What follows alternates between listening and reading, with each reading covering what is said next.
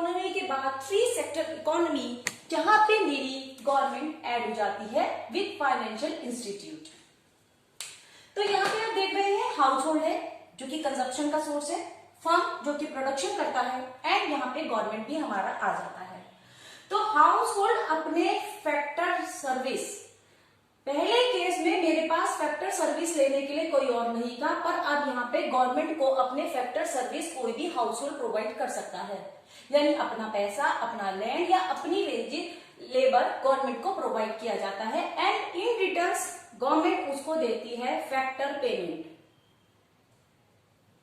जैसे कोई अगर सरकारी नौकरी में काम करेगा तो उसको उसके पेमेंट मिलेगी, अगर कोई गवर्नमेंट को अपनी लैंड रेंट पे देता है किसी पर्पज से तो उसको रेंट मिलेगा, बिजनेस लगाते हैं, इंटरेस्ट लगाते हैं, कुछ भी खरीदते हैं तो इन रिटर्न उसे कुछ ना कुछ मिलता है।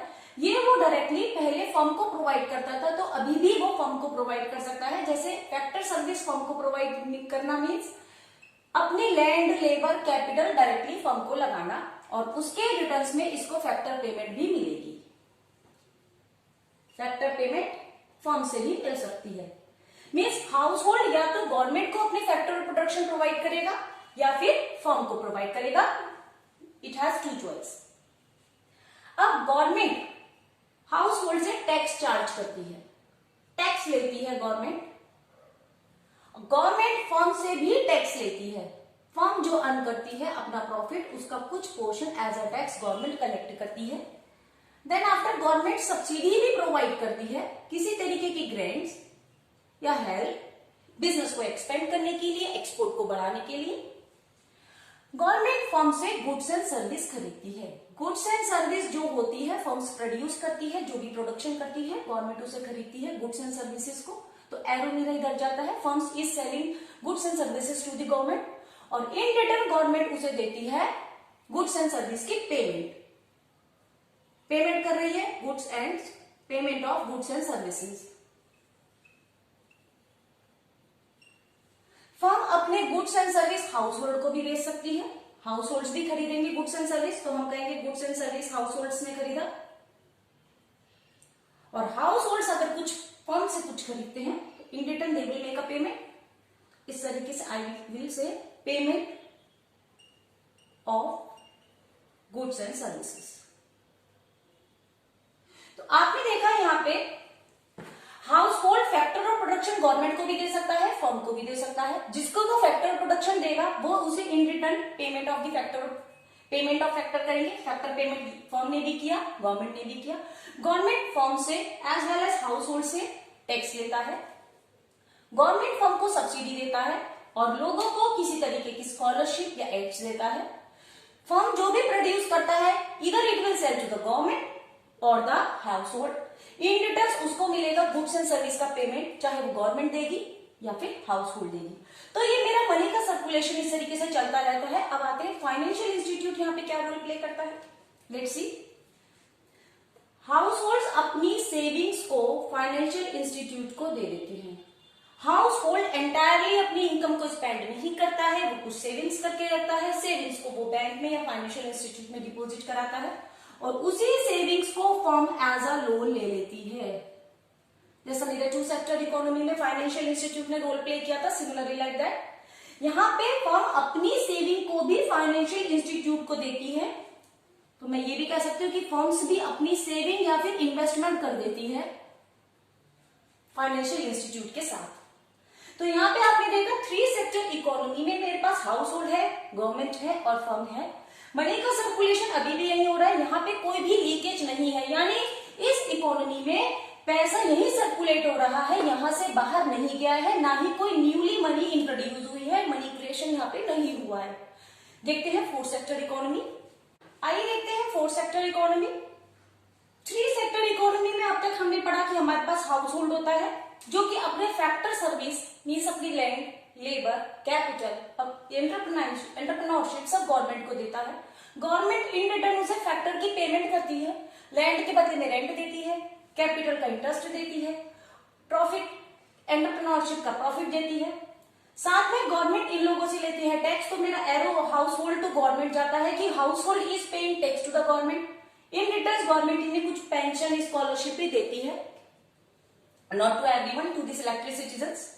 गवर्नमेंट फर्म से क्या लेता है, फर्म्स का लेन देन देखते हैं। गवर्नमेंट फर्म्स को सब्सिडी देती है, कुछ सेलेक्टिव फर्म्स को, जैसे कि फार्मेसी को हो गया है, कुछ सेलेक्टिव फर्म्स जिनको गवर्नमेंट प्रमोट करना चाहती है, खादी ग्राम उद्योग वगैरह को गवर्नमेंट सब्सिडी देती है। गवर्नमेंट फर्म से इन रिटर्न टैक्स लेती है, जो भी फर्म प्रॉफिट कमाती है उसका टैक्स देती है। गवर्नमेंट फर्म से गुड्स एंड सर्विसेज, जो भी goods and services firm produce करती है गवर्नमेंट उसे परचेज करती है। Then after it makes a payment to the goods and the services, और जो गुड्स एंड सर्विसेज उसने खरीदी है उसकी पेमेंट भी करती है। हाउस होल्ड और फर्म का रिलेशनशिप देखते हैं। हाउस होल्ड अपने factor of service, factor services means अपनी लैंड, लेबर, कैपिटल और एंटरप्रेन्योरशिप फर्म में लगाता है। Then after in return firm उसको पेमेंट करती है, that is called payment of factor services.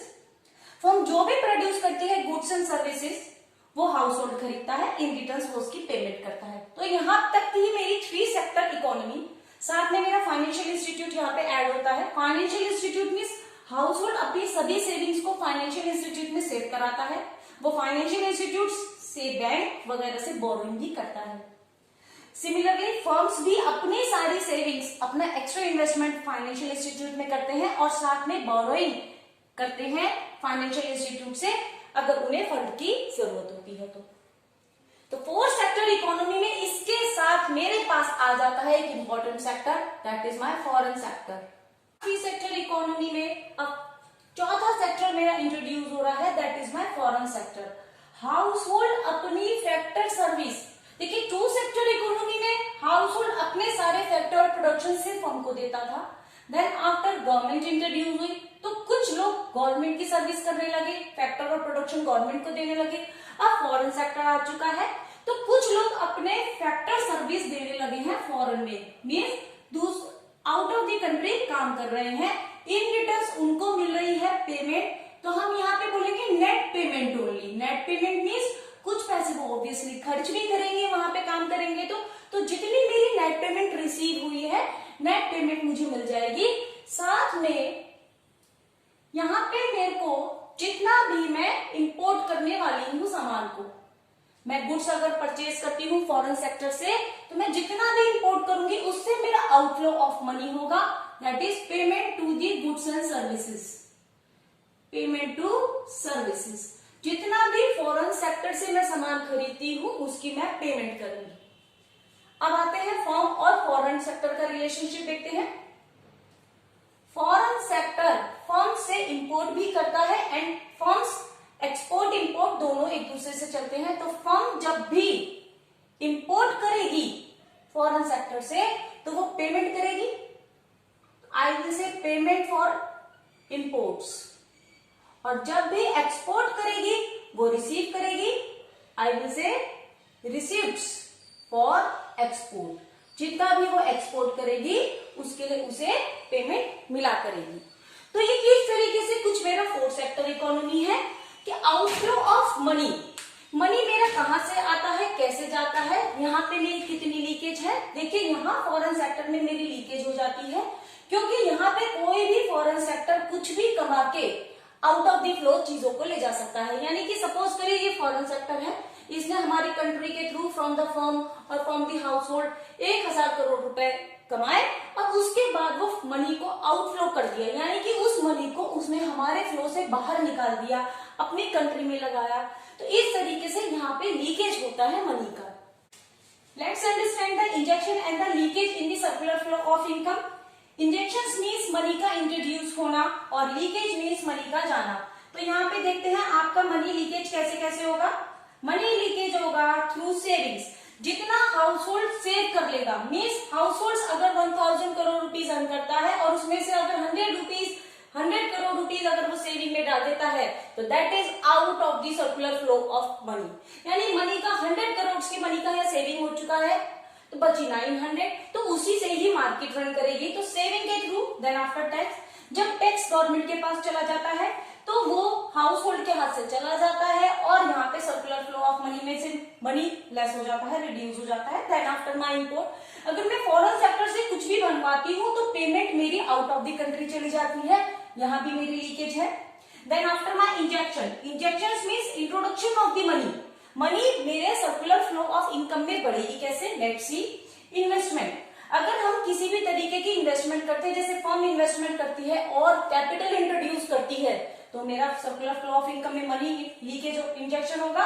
Then after government expenditure, government money creation के through money और इंट्रोड्यूस करके उसकी सप्लाई को इंक्रीज कर सकती है। Then after my export, export अगर मैं करती हूं तो फॉरेन सेक्टर मुझे समथिंग पेमेंट करेगा, payment of goods and services करेगा, उससे मेरी फॉरेन करेंसी का इनफ्लो होगा और मेरा सर्कुलर फ्लो ऑफ इनकम बढ़ेगा। यहाँ पे मैंने एक इंपॉर्टेंट पॉइंट नहीं लिखा है, दैट इज गवर्नमेंट भी फाइनेंशियल इंस्टीट्यूट से कैसे रिलेशनशिप करती है। यहाँ पे वो भी सेविंग और बोरोइंग करती है, मीन्स गवर्नमेंट भी अपनी सेविंग फाइनेंशियल इंस्टीट्यूट बैंक में देती है और साथ में बोरोइंग भी कर सकती है in case of need. So this was my fourth sector economy. I hope it is clear now. Please don't forget to like, share and subscribe our channel. Thank you. Thank you.